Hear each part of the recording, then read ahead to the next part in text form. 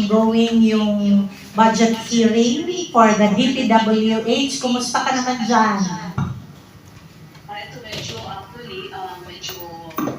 bago din ako. That's why I make it a point to be here because I've noticed po na yung ating national expenditure net natin previously, last year is around 1.7 billion for the district, and ngayon po around 500 million na lang po for 2027. And in 2026, out of 84 projects, 4 lang po ang may saro, no? So considering na yung Jensen, bago lang po kami nakadanas ng 7.8 earthquake, and ang dami pang aftershocks, ang dami mga structures na badly damaged, no? With allocation of 500 million, talagang medyo hirap po itawid. So I want to know why, at saka maintindihan kung ano ang direksyon, no? Bakit nagkakaganito. That's why I'm making a point to attend the budget briefing ngayong umaga po dito. Kapeni, susugan ko lang ng tanong si Congresswoman kasi mga kababayan, mga ka-vloggers, mga ka-media, tingnan niyo naman itong ginagawa ng administrasyon na ito. Imagine mo, from 1.7 million budget of the district, ginawa na lang 500 million. That's 1.2 billion na ibinawas. For what reason? Diba? Pangalawa, 84 projects for 2026, 4 lang ang lumabas na saro. Ibig sabihin, merong 80 na saro or mga project na hindi pa ma-implement dahil hindi naglalabas ang administrasyon ng saro. And this is, cause of, hindi lang caution para sa atin, kundi cause of ito dapat ng ating anger. Kasi kinakawawa yung distrito at mga naninirahan, mga mamamayan ng Pilipinas sa General Santos City, kung saan napabilang ang ating kongresista. So, Congresswoman, we are praying for you at huwag kang mag-alala, lahat ng mga vloggers dito, lahat ng mga media na nandito, at panawagan natin sa lahat ng mga miyembro ng PDP Laban at lahat ng mamamayang Pilipino na ikaw ay suportaan sa iyong panawagan dyan ngayon sa DPWH. Pang-ilan po kayo sa nakasalang na magtanong kay Secretary Vince Dizon? So far, pang 13 or 14 po tayo, no? Matatapos lang ng actually presentation ni Secretary. So, nag-start na po yung pagtatanong. So far, naka-ika number 30 po tayo. So, medyo malayo pa po, no? And each of the members are given 5 minutes, no? So, ang akin na po ay gusto ko maliwanagan bakit po ito nangyayari at saka ano po yung direction para pagdating ko sa distrito, alam ko naman po kung anong sasabihin sa aking mga constituents po. Lalong-lalo na sa panahon ngayon na talagang kailangan po, no, na ma-rebuild ang city, and so far there are identified, no, projects by DPWH that needs to be rehabilitated. Kasi ang problema, ang dami pa pong aftershock. So, pag hindi po maagapan, ma-retrofit ng maagapan, ang tendency po ay mas nalaki yung damage, no? And these are school buildings, these are development projects, eventually would cause the flooding and so on and so forth.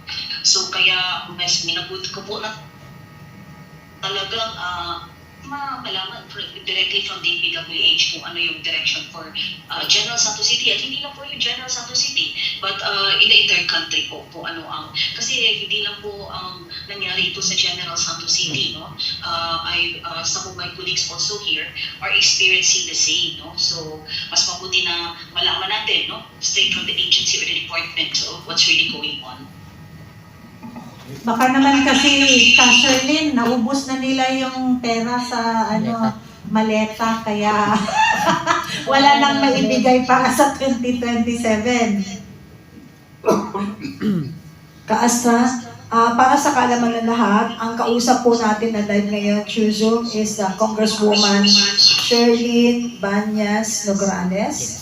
At siya po ang ating bagong in-appoint as the acting VP for Mindanao. So, kanina may mga dalawang question po sa inyo, Congresswoman, si Shirlene, naririnig niyo po ako?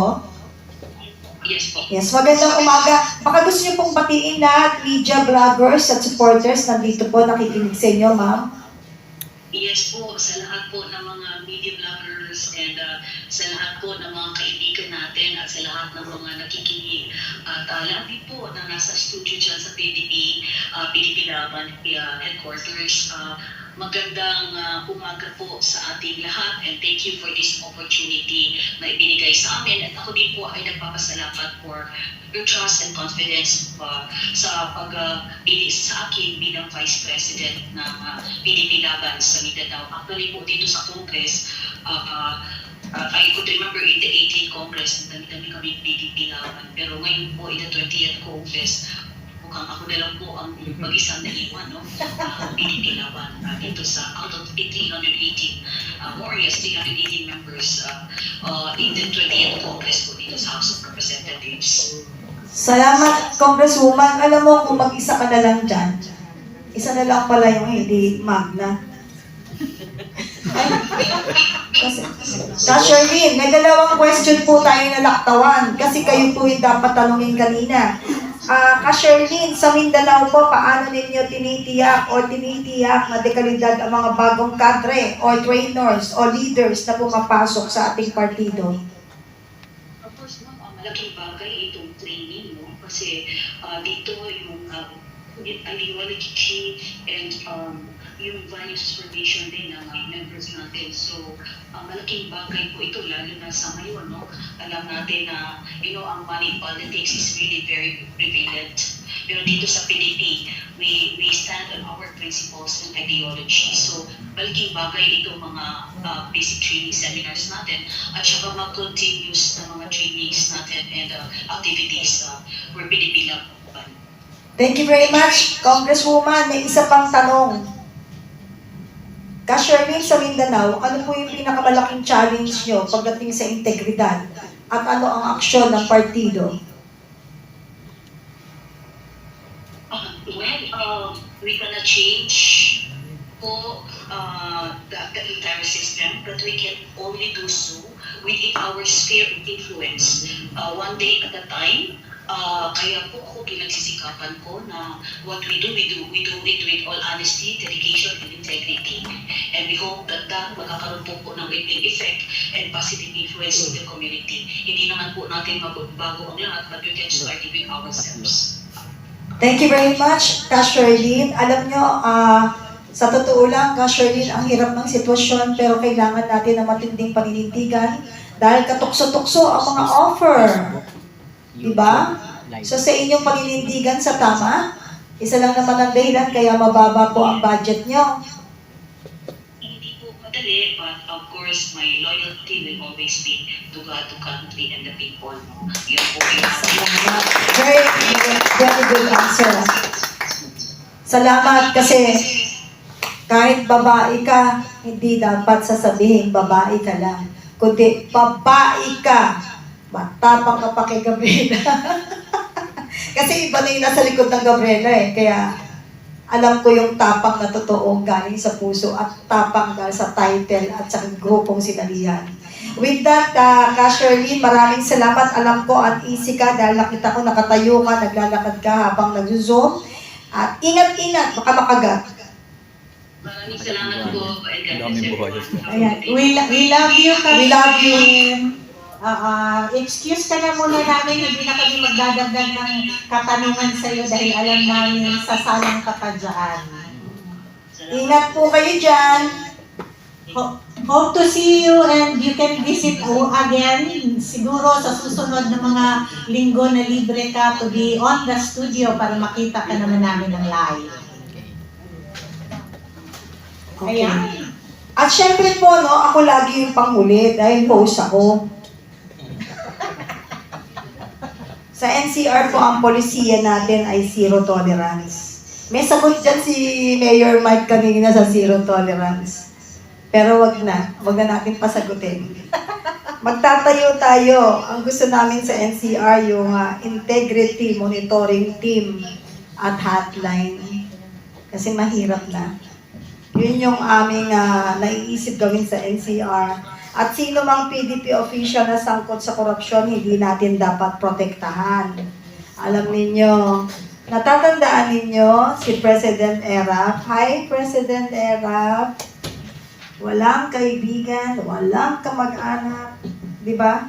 Disiplina muna bago posisyon. Ewan ko, may nagre-react ata sa slogan ni Mayor Erap na walang kaibigan, walang kamag-anak.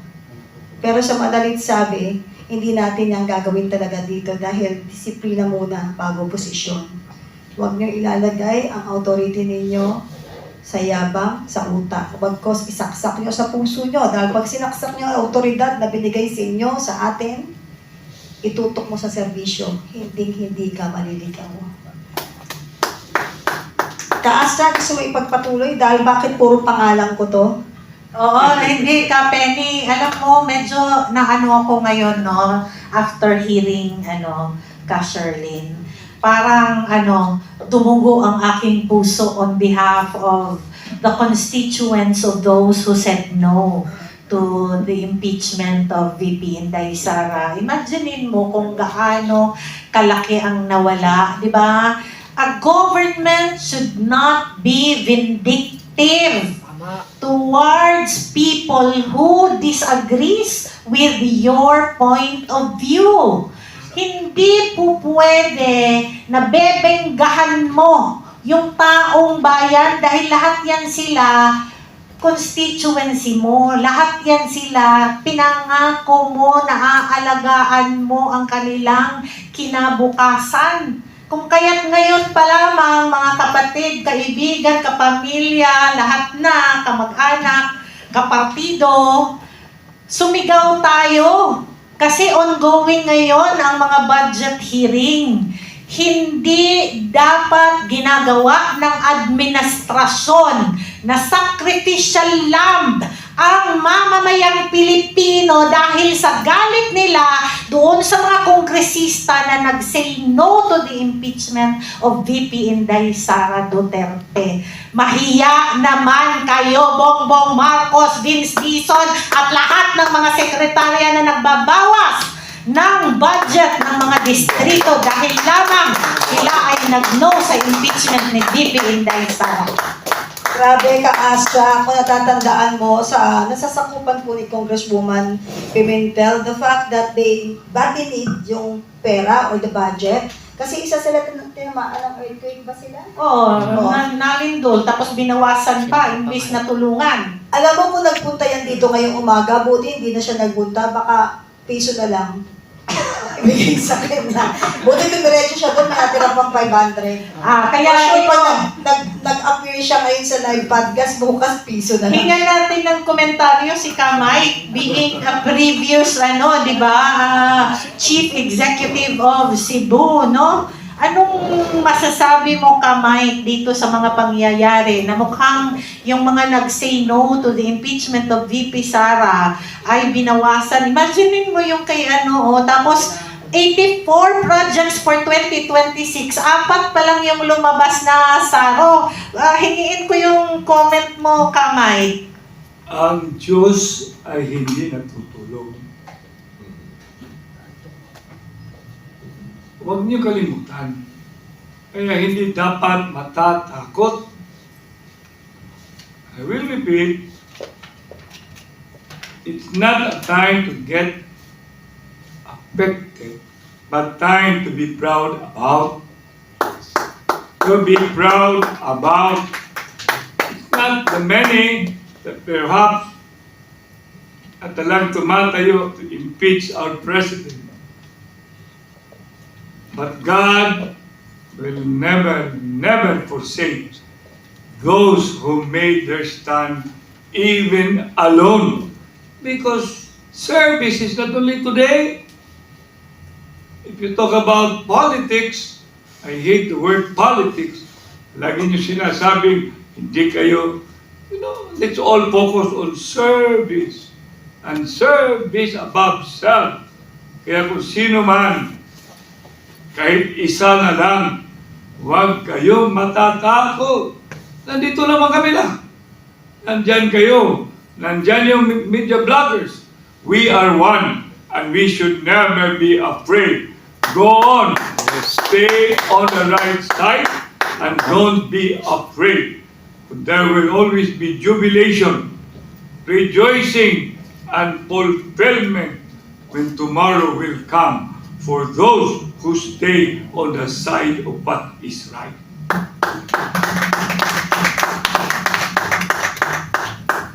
Yan, Ka Penny, isama na rin natin sa panawagan natin. Hello, Department of Budget and Management, DBM!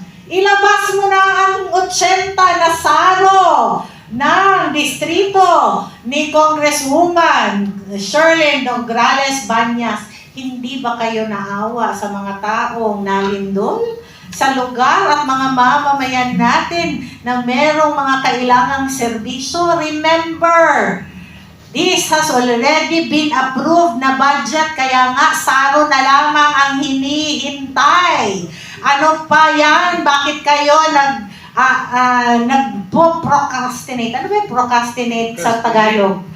Oo, yung sa ato sa Bisaya is naglangay-langay. Langay. Oo. Dili-dali. You are dilly-dallying. Ilabas nyo na yung saro para mapakinabangan ng taong bayan kung ano yung mga proyekto na inoprubahan ninyo. Kayo din yung nag-approve niyan eh. It came from you, from the NEP, it came from Congress, and the House of Representatives, and the Office of the President. Inaprubahan nyo ang mga proyekto. Anong petsa na? Magsi-September na. So, ibig sabihin, September, October, November, December.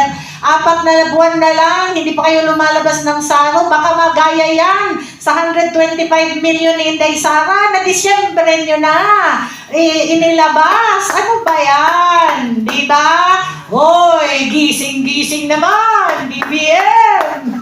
Grabe naman ka, Astra. In fact, alam mo, to simplify everything, kung talagang pagmamahal mo sa bayan at mga kapwa Pilipino mo ang inyong adhikain, the President itself can break lahat at can decide, isang kumpas lang, lahat maayos na. Ang hindi ka tanggap-tanggap kasi dito po sa pangyayari ng earthquake sa lugar kung saan po namumuno bilang kongresista, si Ka Sherlyn Banyas Nograles, nakita naman niyo yung trahedyang naganap. Hindi pa yun matagal, bago pa lang yun. Huwag niyong burahin sa isip ninyo para pumasok sa puso niyo at bumalik ulit sa isip niyo, makapagdesisyon kayo at makapanindigan ng tama.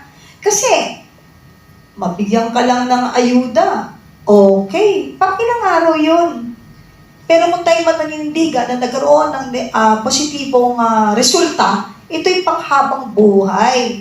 At ito ay makakamtan ng ating mga kababayan na pagod na, gutom na, puti na ang balat dahil nakababad na po sa baha. Biruin mo, painom pa sa akin ng baha. Ano ba namang katarantaduhan yun? Aantay sila na puputi yung buwa.